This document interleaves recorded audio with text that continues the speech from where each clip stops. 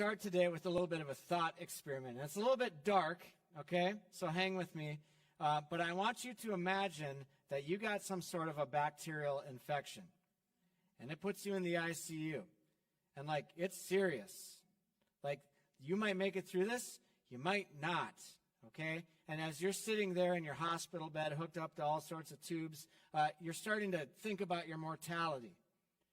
And think about, what is it that I would want to pass on to the people that are going to come to my bedside to say, I want you to understand this. If anything happens to me, the thing that I would want you to take into the world is this, okay?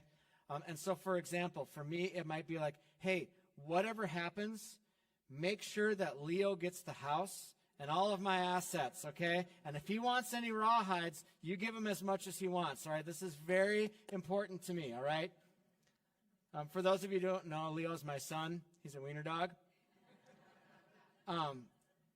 But there might be something more significant. You know what? Whatever happens, I want you to know, be kind to everybody. Because you don't know what kind of burdens people are carrying.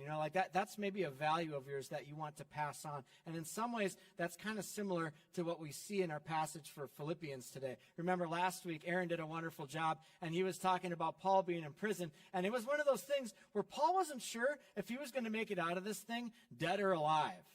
And so he's like, I might die, I might live. Praise God, right?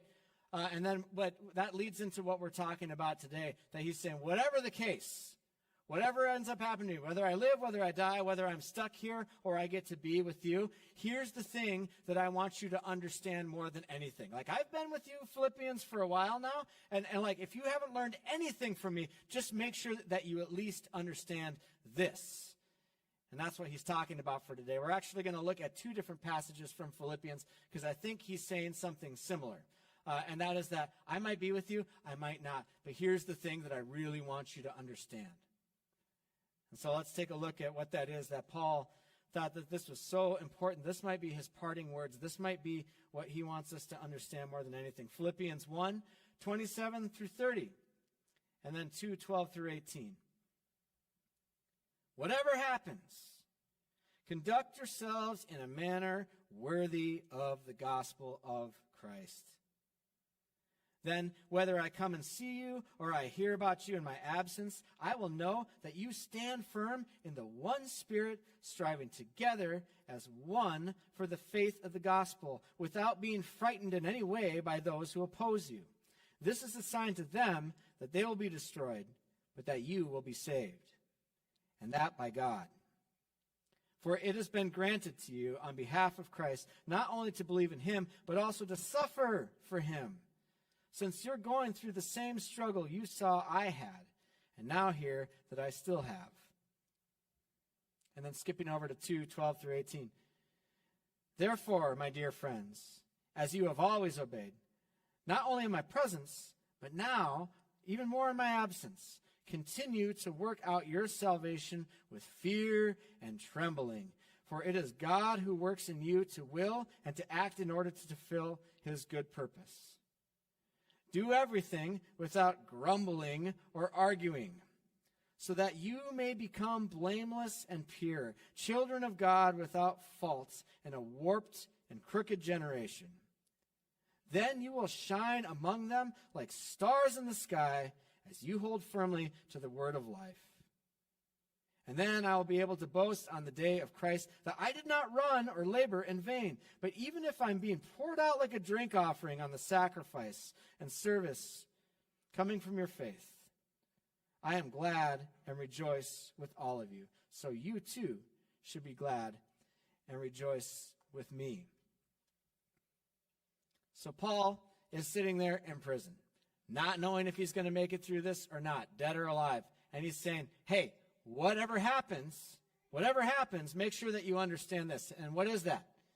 He says, whatever happens, make sure that you conduct yourself in a manner worthy of the gospel of Jesus Christ. Worthy of the good news about King Jesus. This is what he wants them to understand so deeply. And Paul's talking here about like whether he lives or dies, but I think Paul's also talking about no matter what circumstances you find yourself in, no matter what's happening in your life, always live your life in such a way that you're bringing glory to the beauty of what God's doing in the rest of the world, that you bring that light into the rest of the world of the gospel, the good news about King Jesus. There's Max and Cheryl that you guys know pretty well. Max shares a story very often about a family friend of theirs who was in the hospital. And, you know, like when you're sick, when you're hurting, when you're going to be hooked up to a bunch of tubes and you're sedated and whatnot, like sometimes we say some goofy, weird things and we're not in a really good mood, right? And the thing that stuck out to Max is that she said, like, her prayer is that I don't want to be an embarrassment to my Lord in anything that I say or anything I do. Because I got this great opportunity to minister to all this hospital staff, and that's what I want to do. Like, I want to be a good representative of him. Fortunately, people who are people of faith never embarrass Jesus or his gospel, right? Yep. Paul's saying, be Christ-like in every area of your life. Like if you're going to name or claim the name of Jesus over your life, make sure that you're living a life that models and reflects the kind of life and the teachings that Jesus brought into the rest of the world. If you're going to put a Jesus bumper sticker on the back of your car, make sure that you're driving as Jesus would, for the sake of us all. Amen? And why was this so important to Paul? Because living a Christ-like life is what we were made for. It brings life to each and every single one of us. But the thing is, it's not just life for me, it's life for the rest of the world as well. Because we live in a broken, hurting, dark world where people need life, and they need hope, and they need light in the midst of all of it. And so Paul's saying, understand this, okay? Because you're going to be a blessing to other people. It's going to be gospel. It's going to be good news, not just in theory with our words, but in the actual experience of people encountering people where the love and the light of Jesus is shining through them. And so he's saying, you need to understand this. This is the most important thing. But then the question is, okay, that's kind of a generic thing to say. What does it look like to conduct our lives in a manner that's worthy of the good news of King Jesus? And almost like the fruits of the Spirit, Paul has like a list of things that we could identify as like, this is what it looks like to conduct your lives in this sort of way. So we'll take a look at some of these, okay? The first thing that we see right away is that Paul is inviting people to work toward unity in the church.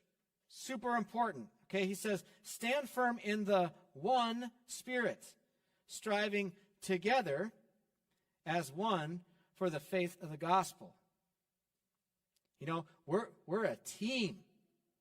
We're a family, as Sue emphasized during her prayer, you know, like that. This is so important. But you know what? This is hard.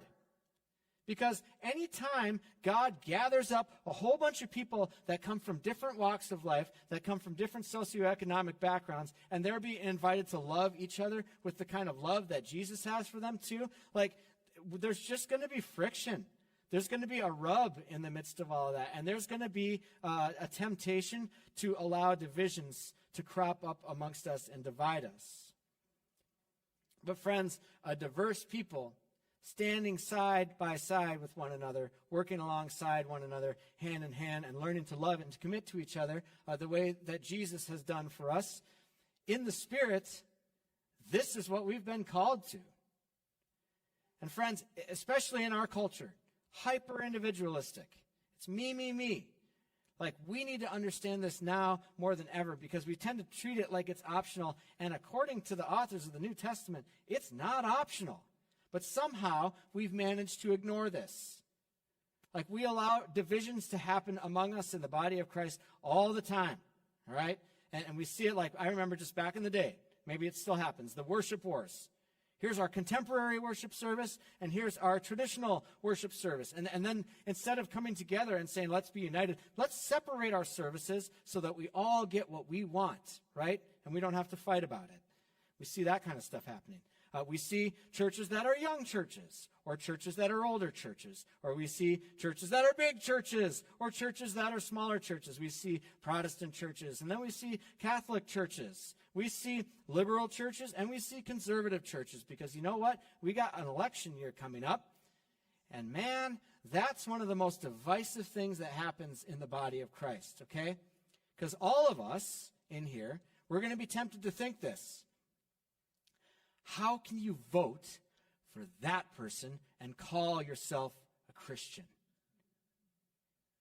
And we think we're doing the right thing because we think that we're on the side of truth, right? But I tell you what, when we see that kind of stuff happening amongst us, we need to run the other way. We need to say enough.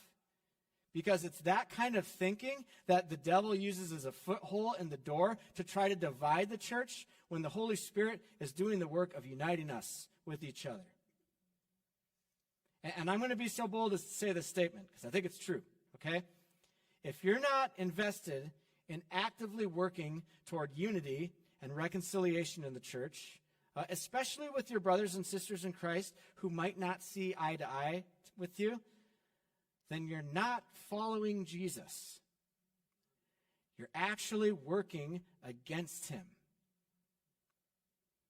That's a hard truth, but I think it's true because unity is so important. This is a non-negotiable in the Christian life, okay? And that's one of the things that Paul, conduct yourselves this way. This is what I want for you, okay? That's just one of them, all right?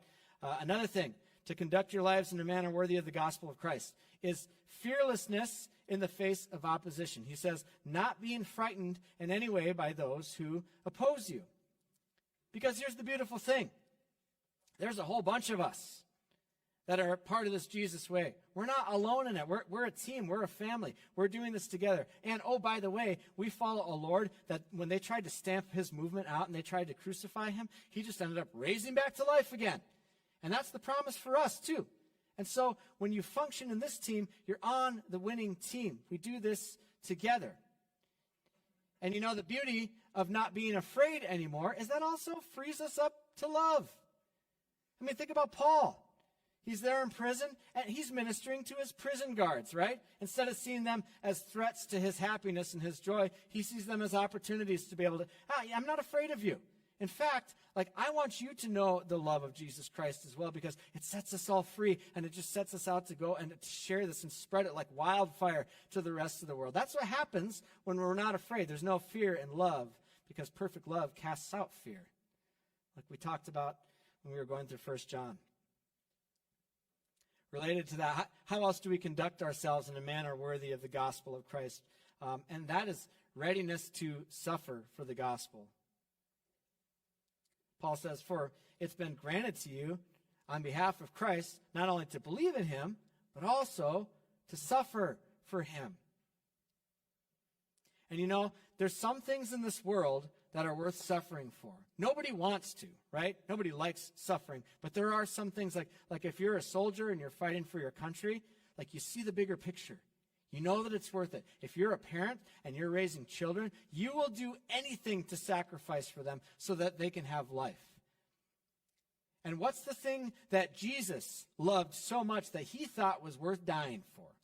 What's the thing that Paul loved so much that he felt it was worth getting thrown in prison for and maybe dying for?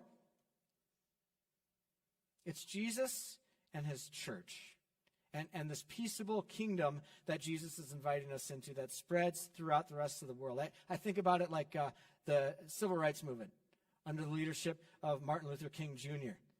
That is such a kingdom thing to say we take this nonviolent Jesus way really seriously in the rest of the world, and we're going to live it out, and we're not going to fight back against you. And you know what? It might end up getting us killed, but you know what? It's worth it.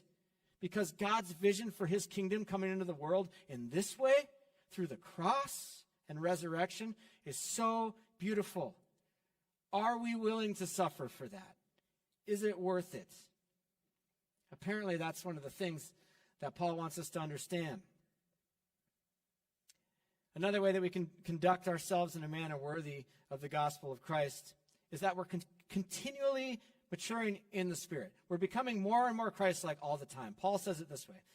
Continue to work out your salvation with fear and trembling. For it is God who works in you to will and to act in order to fulfill his good purposes. Now, what does it mean to work out your salvation with fear and trembling?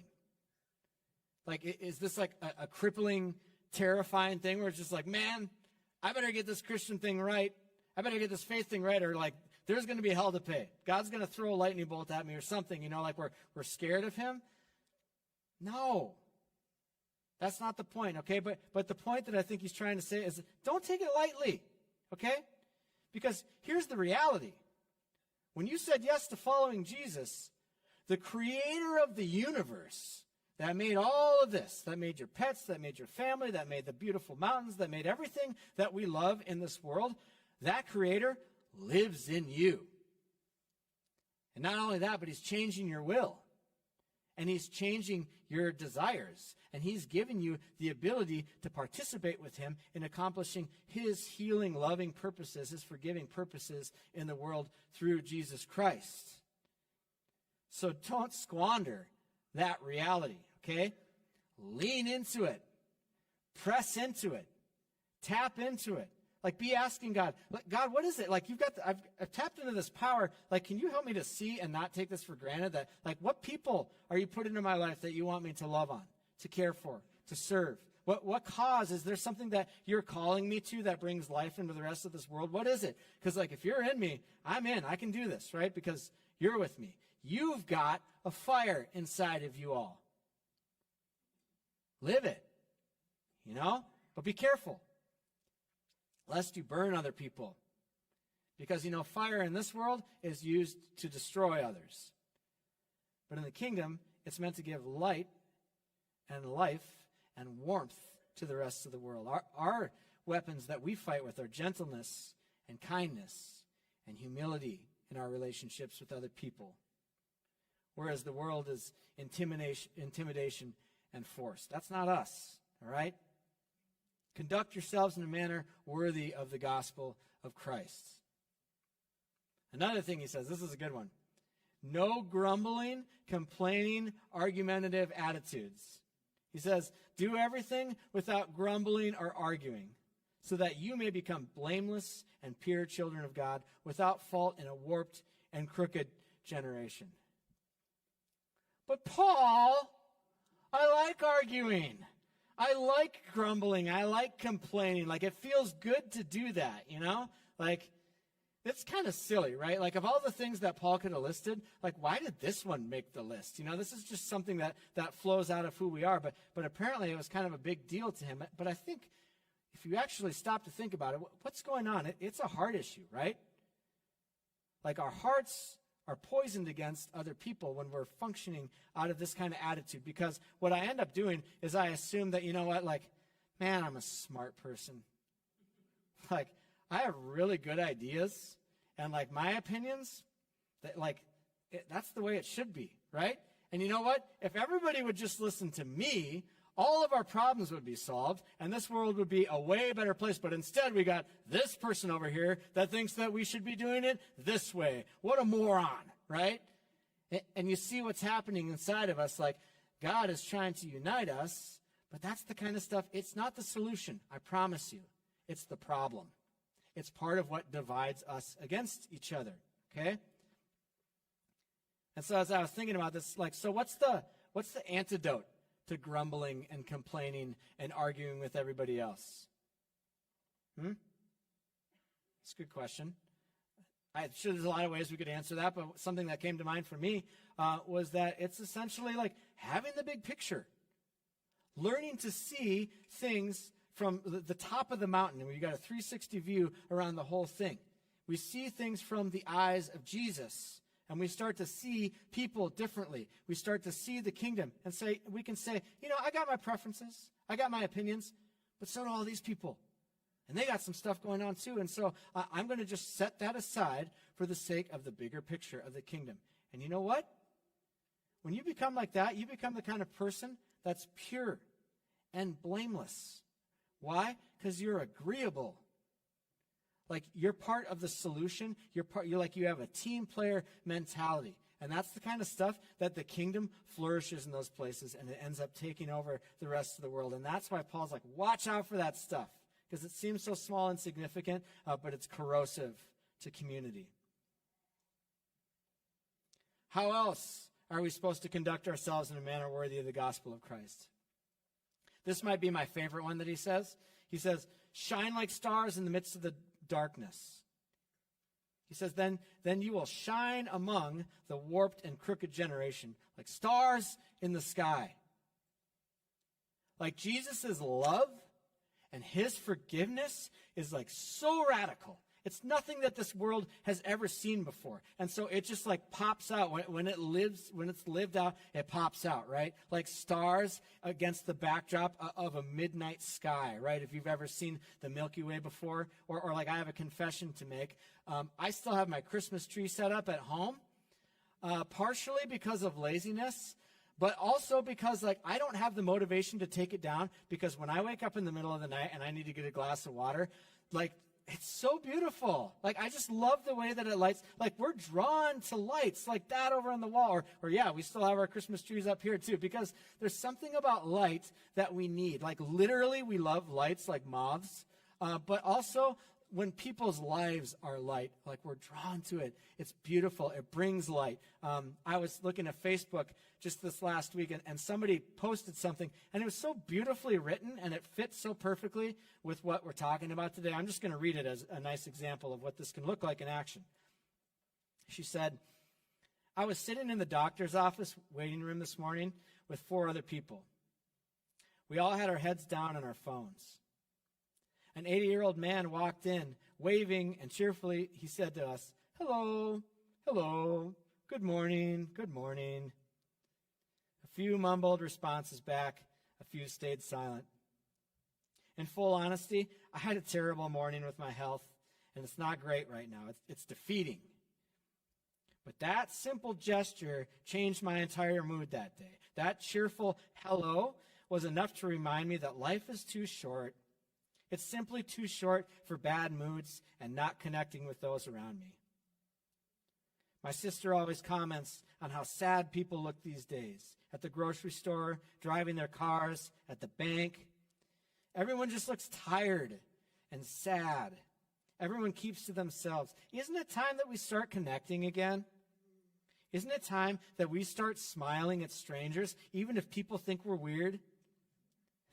Isn't it time that we start living less behind our phones and more with those around us? So if you're still reading this, hello, hello, good morning, good morning. I hope you have a day that makes you feel alive again. I hope you find something small to smile about. I hope you know you are valuable and you matter. And if you needed that today, I hope you can hear that. You know, like that's the light. That's what it looks like to shine like lights in the darkness. And I think we can feel why that's important, right? Paul wanted this for us. In our small group this last week, I even had some people talking about like a friend that they've been inviting to chapel at USF and even to church. And that person said to them, you know what? Like, there's something different about you guys. I really love that about you. And what they know is it's Christ. It's the Spirit and it's light, His life and His light just shining right through them. And you know, the cool thing that I thought about is like that person, she just had the bravery to actually say that out loud. It makes me wonder how many, like when we're just like living the light in front of other people, people notice it, they just never say anything about it. Keep it up. It's so, so important. And that leads to the last one that I think we could see here. How we conduct our lives in a manner worthy of the good news of King Jesus, and that's that we hold firmly to Jesus. That we hold firmly to the word of life, as Paul says. Friends, we're the light of the world because Jesus is the light of the world, and He dwells in us and shines through us. When I was a kid, kind of talked about our favorite toys. One of my favorite things, glow-in-the-dark stuff. It is so, it's trippy. You know, you hold it up to the light, and then you go into the closet, or you like cup it in your hands and you look, and it glows, and it's doing that on its own. Batteries, like there's no batteries there. Like that just blew my mind. And so I had glow-in-the-dark dinosaurs. I had glow-in-the-dark Ghostbusters toys. I had glow-in-the-dark shirts, glow-in-the-dark puffy paint, so you could make glow-in-the-dark shirts. Just like everything glow-in-the-dark because it was so cool. Again, we're just like drawn to the light. There's something about that. And so all of you got one of those little glow stars. And if you didn't, make sure that you get one. We've got some at the front as you leave. So make sure you grab one on the way out, or if your kids didn't get one. And I think that these glow stars are such a beautiful example of what it is that Paul is talking about here. That, like, what you do when you get something to glow in the dark, what do? You hold it up to a light source, right? And the more that you hold it up to that light source, it charges up. And then you go into the darkness and you take a look at it, and all of a sudden, lo and behold, that thing's glowing, right? And that's such a beautiful picture of our life with Christ. Like, Jesus is the light source. We're like the little stars. And as we spend time in his presence, we start to absorb his beauty, his love, his life, his light, everything. And then when we're sent out into the world, we glow. You look different, and it's because we abide in him. It's because we hold firmly to him. And so what I want to invite all of you with that little star is that you just take that home with you. And I encourage you, put it on your nightstand at night, right where that little lamp or the light in your room is charging it up. So when you flip the light off, that star glows, and it just reminds you of that. Like, abide in him. Hold firmly to the word of life. Hold firmly to Jesus Christ, because you know what? Your life's going to shine like stars, and it's going to be a blessing in the midst of a dark world, right? We need those reminders because we get beat down by this world sometimes and discouraged, amen? So, Paul says, most important thing that you can possibly do, all right? If you don't take anything from me, like whatever happens here, if I end up dying here, if I end up croaking, conduct your lives in a manner that's worthy of the gospel of Christ. And just to recap real quick, that means work toward unity in the church. That means be fearless in the face of opposition. It means be ready to suffer for the sake of the gospel. It means continually maturing in the Spirit. Grow in your Christ-likeness over and over. It means no grumbling, no complaining, no arguing behaviors.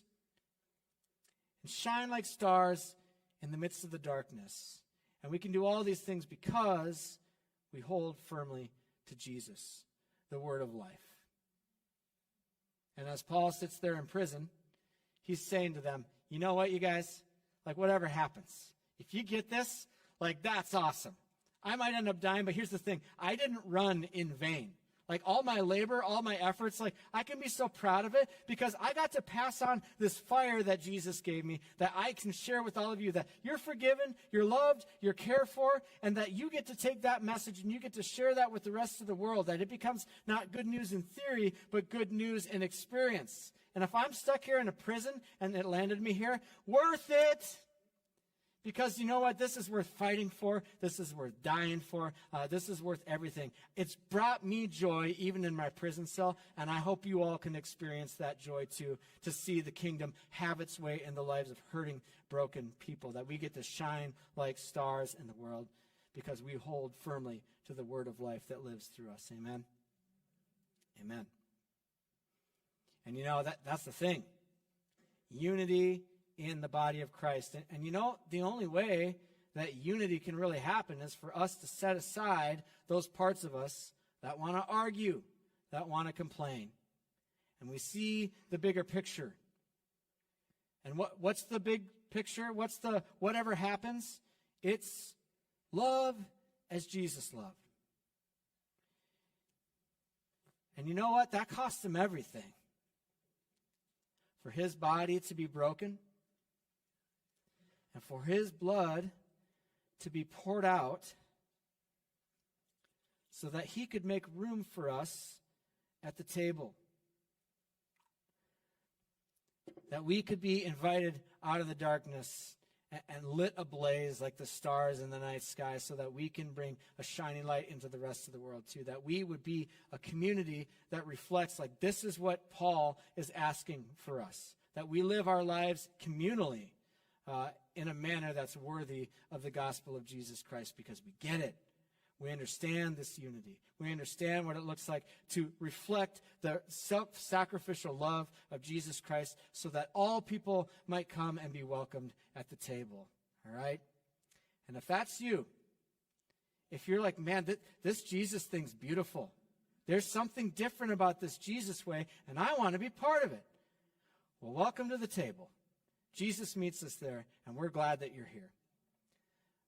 The way that we do this here at the Point is that we've got communion in the back, and at some point during the final song, we'll invite the worship team up. You can make your way to the back, and then you'll take a piece of the bread, and then you will dip it into the grape juice as the body and blood of Christ and ingest it. And I love saying, we are what we eat. You know, that we be nourished by Christ, that we be formed in the likeness of Christ, and that show in our lives, that we get to be shining like bright lights in this world. Amen? Let's pray.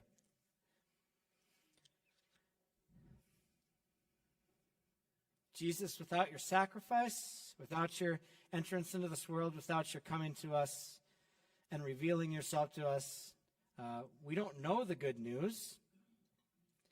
We don't know how to live the life that you've called us to. We don't know what the good life looks like, but you weren't content with that, and you wanted us to know. And so you came and you gave it all. And because of that, we can know you. And so much of knowing you is also knowing what you want for our lives.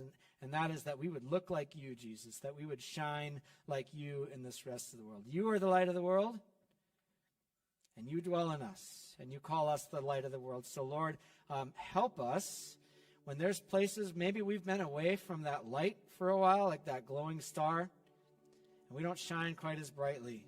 Maybe it's because, who knows, for whatever reason, Lord, we run from you because we're ashamed of ourselves, or whatever it is. Would you draw us near to you? Would you help us to know that you love us, you care about us, you want to transform us, you want to have fellowship with us so that we can glow. We can take on your love, your light, your forgiveness, your mercy, your kindness, your Christ-likeness, and that we might be formed in that so that we can share it with the rest of the world. We thank you that you didn't just give us an abstract words for this, but you allowed your body to be broken, and you gave us a meal so that we can be reminded tangibly of what this looks like, of self-sacrificial love in action. Thank you, Lord. Would you go with us for your glory and your name and your kingdom? Amen.